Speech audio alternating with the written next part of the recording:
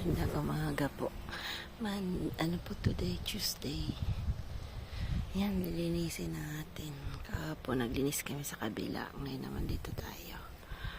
Yung sitaw medyo papatay na po siya. Yan. Yan. Isa na lang yung talagang maganda. Kukunin ko na yung mga bunga. Tapos dito, may isang fruit here. Look. Hinog na. Bulok. Malis kasi kami. So, ayan. Isa lang yung binunga niya. Tapos yung natong, ito na yung natong. Natong laki na. Mano na po. Medyo masaya na siya. Ayan, wala tuloy this year yung parang pabilog. Walang nabuhay na pabilog na na sili. Last year ang daming ganun. This year wala tuloy. Ayan, maglilis tayo ulit dito kasi tingnan niyo po ang damo. Tapos ito, yung sitaw na to sobrang haba. Tingnan niyo kung gaano kahaba. Ayan, ang haba niyan. Tatlong klase kasi tinanim kong sitaw. Tapos to kamatis medyo patapos na rin. Kaya lang ang hangin po kahapon, so medyo tingnan niyo po yung nagkagarabak baga. Sobrang hangin kasi. So mamaya magpapatulong ako kay Frank. But we will try to fix that. I-fix natin may na lang yung boses ko kasi ang aga pa po yung mga kapitbahay namin yung tulog pa. Yan. So, ito. Aayusin din natin dito yun, may sili ako nung yung siling pangsigang nandoon. Pero hindi pa malalaki yung bunga na po. Ayan yung natin, yung okra. Okra. Ayan. Mahaba yung okra. Ang sarap po niya.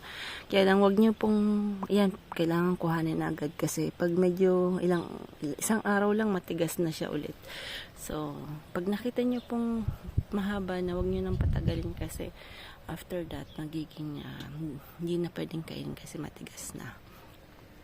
Tapos yung patola hindi ko pa naluluto kasi nandito si Dad, syempre siya po nagluluto. So, at least nakakapag-focus ako ngayon siya magluluto. Pero minsan ako rin nagluluto. So, mag-ano po tayo ngayon, ayos-ayos dito sa garden. Ayusin natin dito. Yan. Bibigyan natin yung manok ng itong paborito nila to. Tapos para medyo makahangos-hangos din dito kasi tingnan niyo po, ayaw nang silinin yung ganyan. Gusto nila din nila yung sunlight na po. So, tatanggalin na natin to. Yan. Yan, nalinis ko na po doon na lang sa banda doon.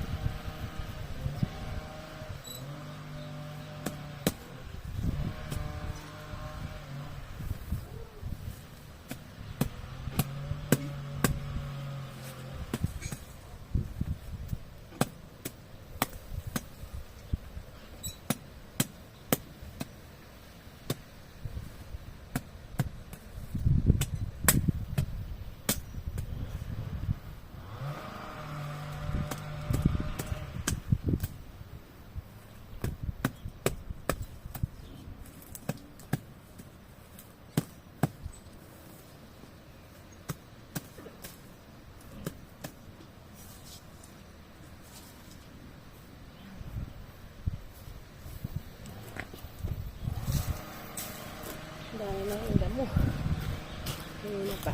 Sobrang dami damo. Ayan.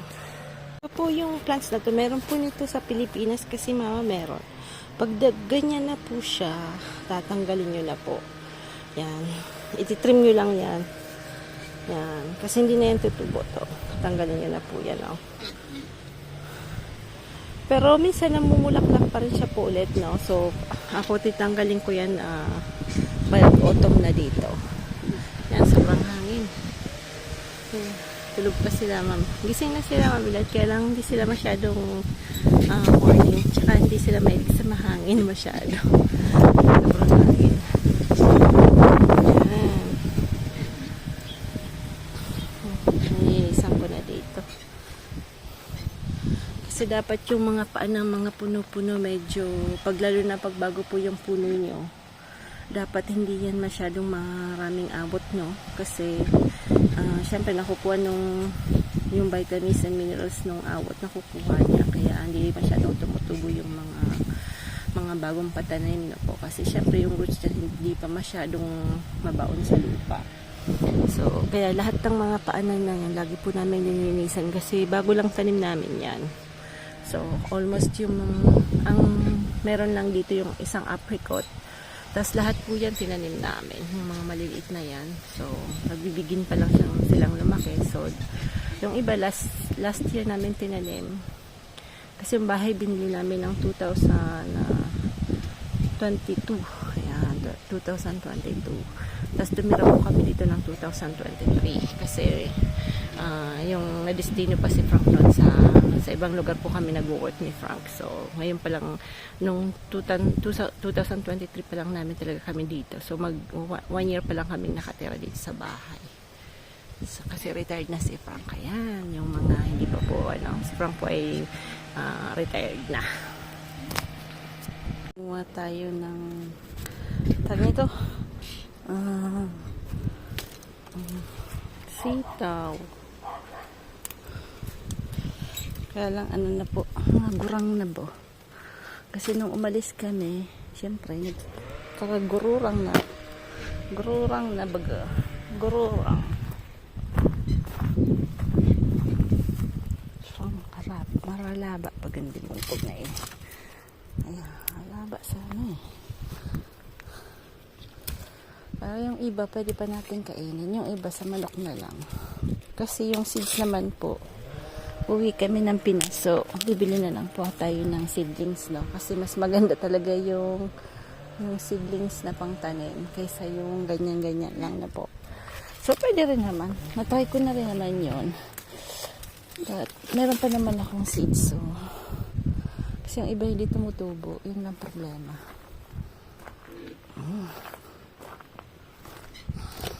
Kuha din tayo ng okra. Yung okra. Kasi yung okra nandito. Tayo ng okra. Okra. Yung mga ganyan, tinatanggal ko na pag masyadong ang daming dahon. Para makahinga-hinga naman. Yan. Ayan. Makahinga-hinga naman siya ng konti. Yung mga dahon. Tinatanggal ko na po minsan. Kasi, ganyan ito. Dry na dry. Para makahinga po yung halaman natin. Kasi pag hindi nakahinga, wala. Hindi pa pala ganun kalalaki. So, pwede pa tayong maghintay. Yung isa lang na yun ang pwede natin kuhanin yung banda doon. Kasi yung iba ay masyado pang putot. Ayan. Pag putot, wala pa yan. Tomato. Dito lilinisan ko po. Ayan, papagandahin natin yung plat na to. Kasi yung plat na to ay parang tinanim ko po yan para sa tawag nito sa mga manok na po. So, nilinisin natin. Papagandahin natin ng konti. Yan. So, mamaya aayusin namin yung tawag nito, ng kamatis. Kasi, sa sobrang hangin, nagkaturumba po sila. So, hindi ko na po natanggal yung tumutubo na dapat tanggalin. Kasi, syempre, nung umalis po kami, talagang tumurubo na sila. Syempre, hindi ko na-maintain yung pagtanggal nun. So, ang daming mga sanga-sanga. Kaya maliliit na lang po yung yung bunga na po. Kasi yung ano po noon, kaya po tinatanggal yung mga sanga-sangang yun para mas malalaki yung bunga. Magaganda at mas malalaki kasi siging sarangan ng mga tomato. Pero pag hindi nyo natanggal, magiging bunga din yon, pero mas maliliit yung bunga, pero mas madami kayong bunga, pero mas ano po, mas crowded yung tomato, parang hindi nakakahinga, kaya naging ganyan siya. So that's the problem. Loob ng bahay. Mali sila Ma'am and Dad mahangin kasi hindi kami pumunta sa dagat kasi mahangin. Tapos si Frank naman kasi meron siyang appointment this morning, no. Meron po kasi kaming pinaparentahan na apartment sa Perpignan. It's about 20 kilometers from our house. So, umalis na po yung nagre-rent na estudyante, tapos may panibagong estudyante pong magre-rent. So, dito po kasi maraming signature, tapos yung i-check lahat yung gamit, kasi ano po yun, equipped. So, parang yung mga estudyante pong pupunta, kahit dadalhin lang na nila yung mga damit lang nila, kasi merong bed sheets. So, well equipped po yung apartment. Yun po yung tinirahan ni Osh nung unang taon na po. So, ngayon po yung pagbibigay ng key doon sa bagong sa bagong magrerenta, kaya busy si Frank. Tapos si Dad naman na siya ng chicken. Prepare niya na yung roast chicken. Tapos gusto niya na iluto ko na agad. Sabi ko, ang aga pa. Umalis kasi sila, takot na hindi na makalimutan ko. Gusto niya nang iluto. Sabi ko, hindi, ayain mo. Kasi yung chicken kasi, pag dito kasi malalaki yung chicken, so mga 1.5 kilos po dito sa amin. And ano po yun yung chicken na ang tawag nila plein air, it's fermier, yung farmer chicken. So parang medyo mas matagal siyang lutuin. So mga almost 1 hour and a half.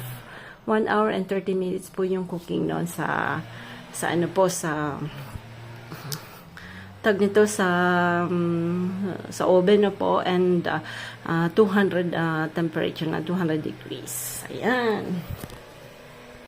Lulutuin ko po ito po yung patola na galing sa garden na po. Titingnan natin kung magulang siya o hindi siya magulang na po. So, ayan. Tingnan natin. Kaya lang dito, walang space masyado. Tingnan natin yung patola.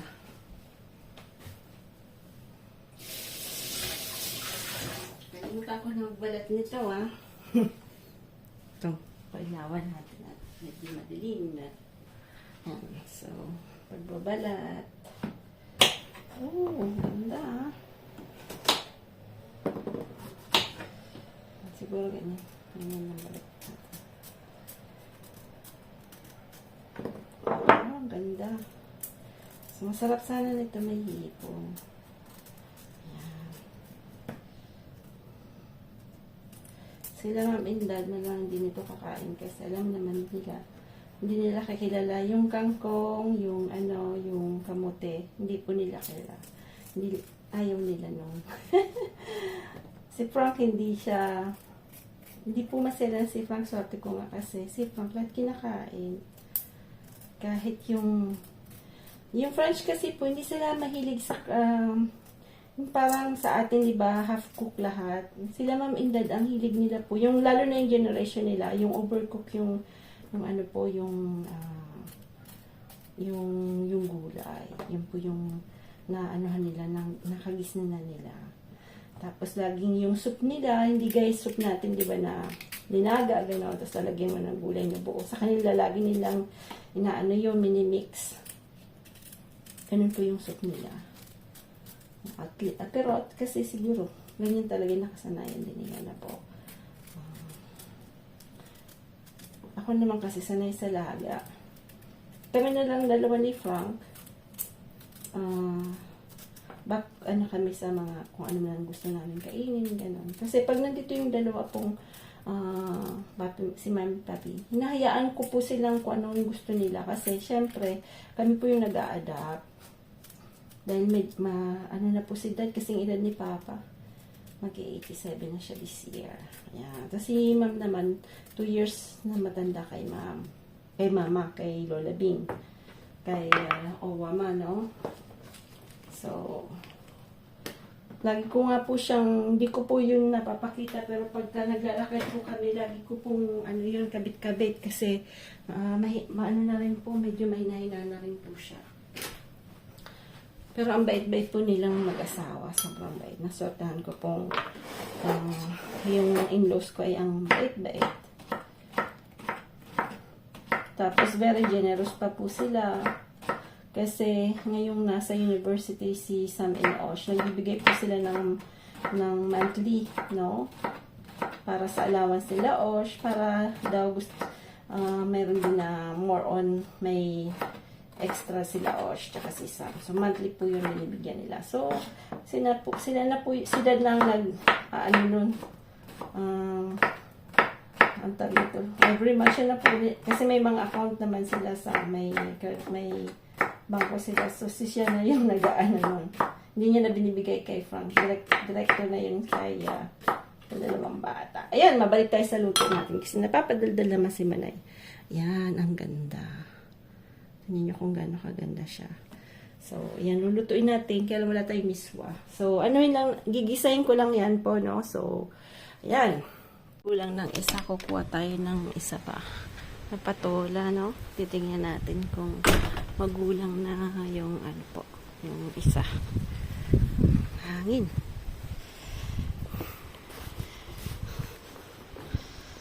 Ayan, yung ano natin, yung tag nito, patola. Patola. Lagyan natin ng shrimp, dalawa lang.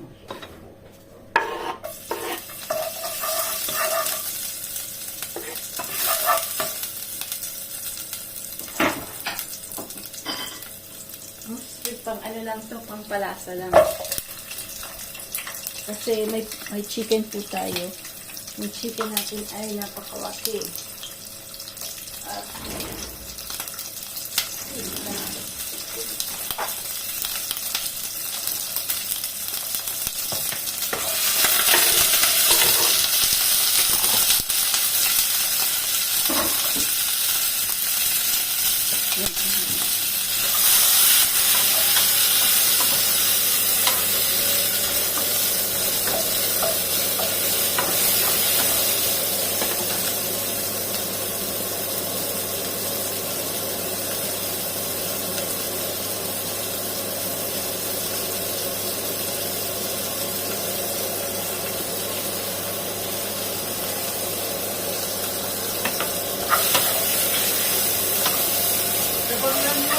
No, ma'am. Dato, mami. Ipapatige?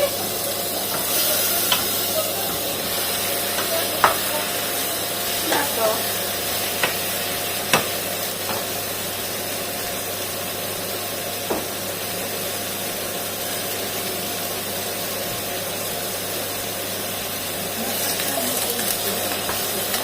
Ha? Sakya mo.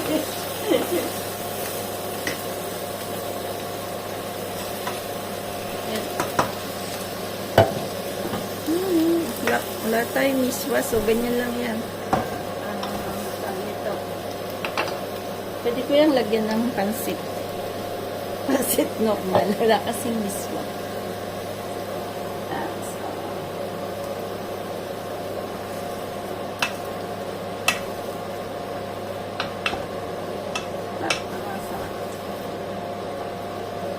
Natin at itingnan natin yan mamaya. Magustuhan kaya ito.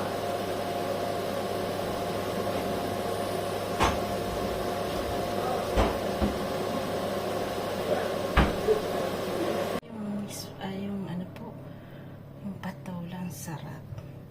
Yan, alam mo, buti na lang yun yung ano pa kung yung patola or ang tawag yung isa.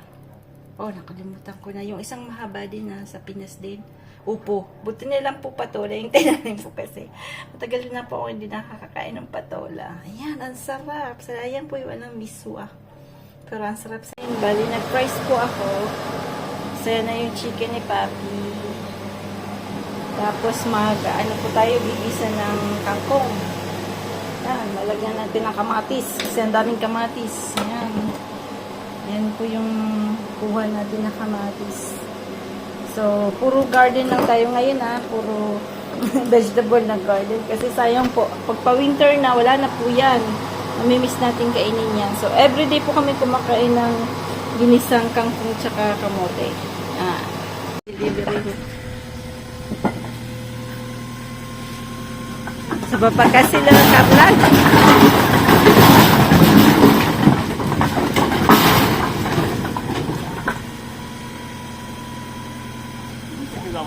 Ah oui. Là-bas, je crois.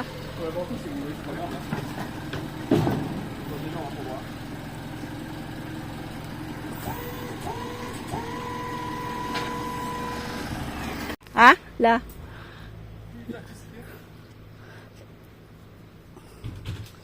Tiens, on a du travail. Hein.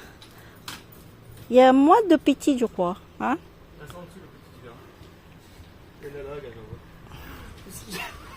Tiens. Eh, t'es pas bien toi, hein?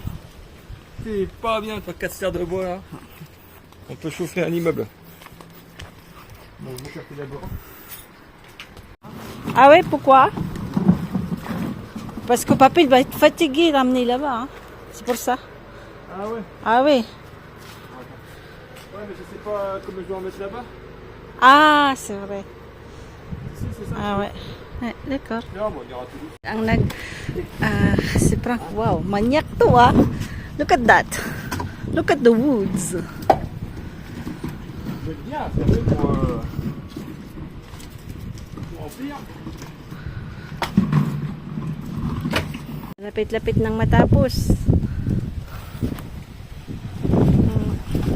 1 liter.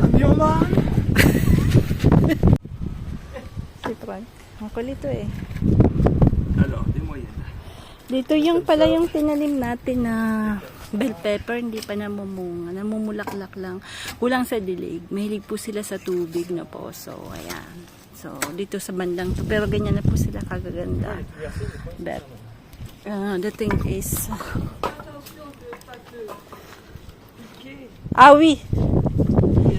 Il y a des rosiers là, ma'am. Pampuliment là. Yung amoy niya, yung heat niya is good. Talagang maganda. So, ayan, tinuturugan ko si Dad.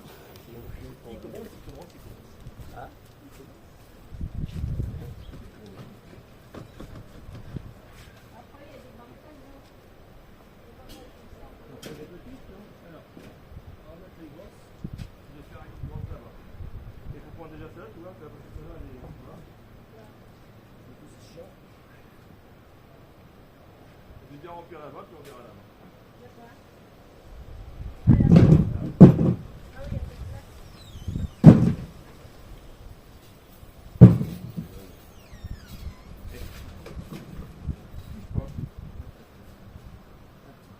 Touche pas.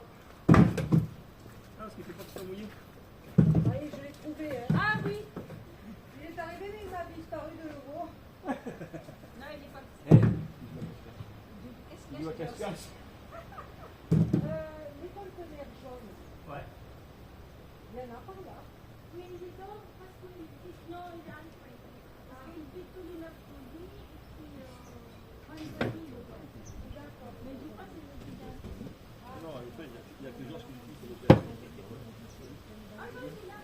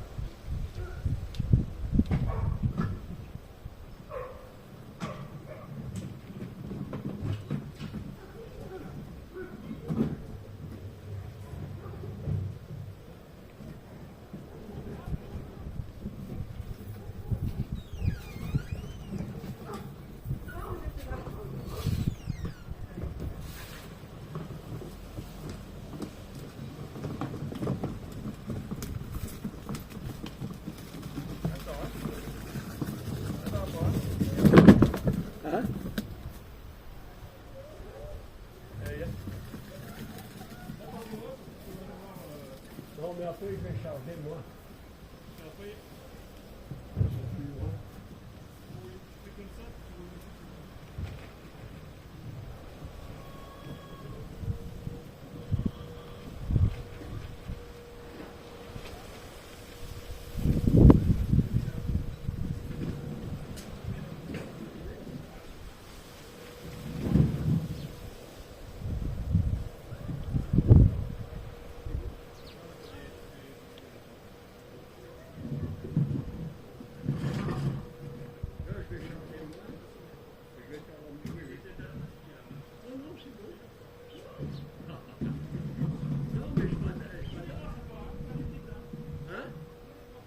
D'accord. Et je vais changer moi. Comme j'ai plus loin à aller.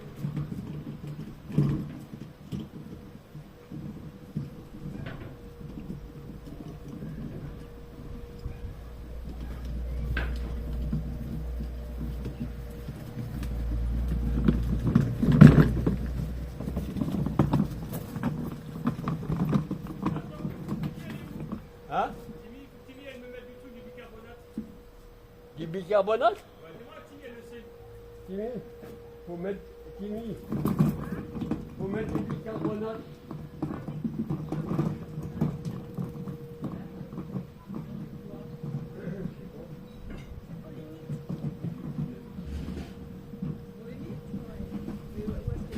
Non, il n'y a pas de limite pour éviter des limites.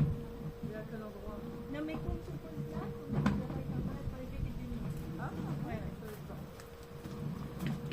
Allez, fais ça.